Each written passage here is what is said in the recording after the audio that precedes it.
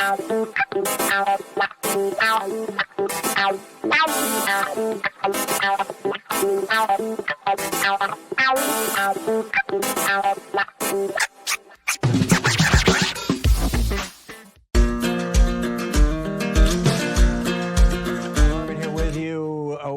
to check in with, what's going on in Texas. What's the state of this attempted anti-democracy legislation that the Republicans are working so hard on? On the line with us is Lala Wu, the co-founder and executive director of the Sister District Project. That website, sisterdistrict.com. Bringing women into politics. Sister_district is the Twitter handle. As well as _Lala, Lala _Wu, WU _. Lala Wu, welcome. Lala, welcome to the program. So glad to have you with us. Can you give us the details of the Texas, the proposed Texas legislation and why it's consequential? Thanks, Tom. So glad to be here. In Texas, already has some of the toughest voting laws in the country, and Republicans are trying to make them even tougher. And I think it's important to put this in a national context that there have already been 17 states that have passed 28 laws restricting voting, and all of these are pushed by Republicans that are premised on the big lie that, of course, somehow Biden didn't win the election. And with the Texas law in particular, it truly is, a real parade of horribles. And I think what's important to note here is that it's not random. It's not just Republicans throwing spaghetti at the wall of what do they think might restrict voters, and in particular voters of color. The background here is that in 2020, Harris County, which is where Houston is, they rolled out a bunch of new measures during the pandemic to help people vote.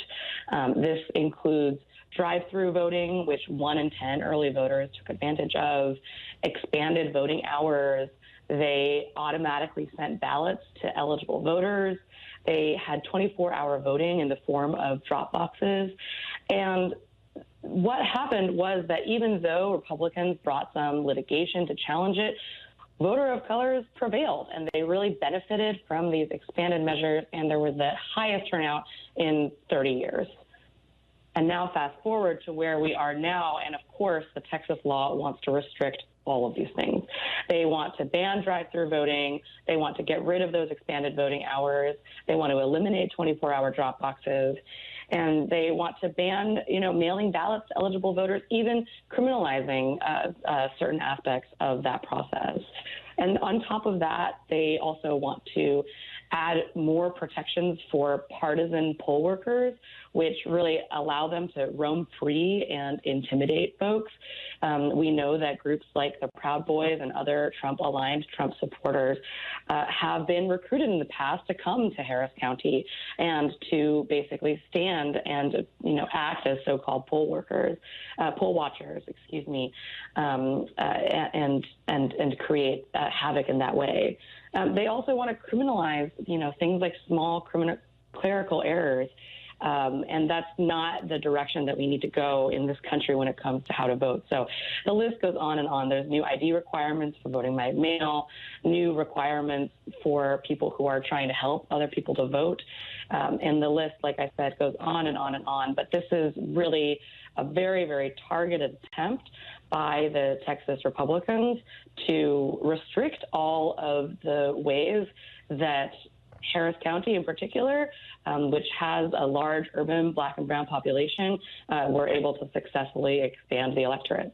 Yeah, and the Supreme Court has essentially said if the law doesn't say you can't vote if you're a person of color, if it doesn't say those words, basically, it doesn't matter. That partisan gerrymandering, partisan restrictions on voting are just fine, and yet the partisan lines, since 1968, when the Republican Party embraced white supremacy with Nixon's Southern strategy, the partisan divide has become also a racial divide in the United States.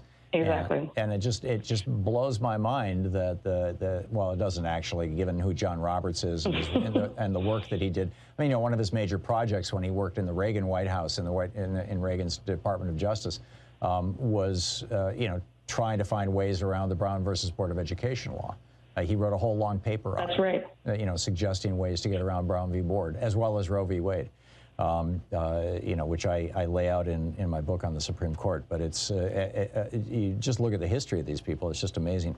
So, we're talking with Lala Wu, the co-founder and executive director of the Sister Project, the Sister District Project. SisterDistrict.com is the website. So, what are you hearing from your collaborators and colleagues in Texas about how people are pushing back on this? And if the Republicans succeed in getting this law passed, which actually looks like it's probable, I mean, at a certain point, these Democrats are going to have to go home. What will the fallout be? I mean, I've seen some optimists, for example, saying, these laws against voting in Georgia, well, as you said, 17 states now, they're going to cause more Democrats to show up, and people are going to be super energized, sort of like the way Donald Trump, a lot of people showed up in the 2020 election, not so much to vote for Joe Biden, but to vote against Donald Trump. Is that optimism justified, or will these voter suppression efforts be sufficiently successful to crush voter turnout in the next election in 2022? I think that if this law passes, it is going to be a huge blow to Democrats in Texas, but that doesn't mean that all hope is lost. There are really strong community-based organizations in Texas, Texas Organizing Project as an example of one of them, that really focus on building a strong electorate, a strong voter base, and turning people out despite all odds. Like I mentioned, Texas already has some of the strictest voting laws in the country. And, no matter what happens, folks on the ground will be fighting tooth and nail, doing everything they can within the new laws to turn people out. So, I would say nothing is for certain. We can't, take our eye off the ball. We have to continue to stay focused, continue to support the organizers and the Democrats in the state who are doing this hard work of fighting back. And, what we are hearing on the ground, for example, Sister District, we build progressive power in state legislators and support state legislative swing district races. And last year, our alumni Representative Ann Johnson was the only red to blue flip in Texas, and she represents parts of Harris County, which is, as I mentioned, where Houston is located. She has become one of the leading voices in the walkout, and, along with over 50 Democrats, as you mentioned, who left the state to break quorum and stop this bill from being rammed through, they're risking arrest and electoral challenges, even stronger electoral challenges when they get back to the state when they're up for re-election.